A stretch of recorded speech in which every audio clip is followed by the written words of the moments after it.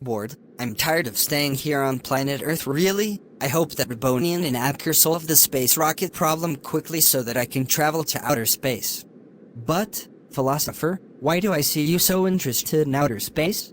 I guess you are tired of us, aren't you, philosopher? Damon, what are you saying? Do you think I've been hopeful of my lab companions since childhood? No, and 1,000 no. So why do you want to go to space and leave the planet? Don't get me wrong, Damon, I never want to leave planet Earth. I am thinking of taking an exploration tour of space, explore outer space, and explore other stars and planets. But what if the villain knew Zeph Jones and tried to sabotage the missile or sabotage the mission? Don't be afraid of it. I got the news that Zeph Jones is in Pakistan. How would he know that if he was not present in the country? Suppose it is correct. But you need to be careful. Don't you remember what Zeph Jones made the previous year when he learned that you wanted to travel to Brazil for the science forum? Yes, and how do I forget that? When he placed a makeshift bomb on the helicopter detonated it. Well then, do you think you would be safe alone there? Well then, what would you suggest to me?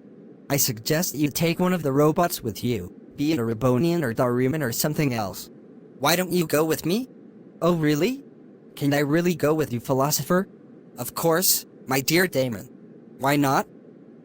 Well then, I'll meet you in the lab. Okay. In the laboratory. Philosopher, where are you? Philosopher? Oh, philosopher, where have you been? I searched for you a lot. Here I am at the office. I was wondering, did Rabonian and Abker finish repairing the missile that Zeph Jones ruined last year? I will call them and ask them. Hey Rabonian, have you finished repairing the space rocket? Wonderful, we are coming.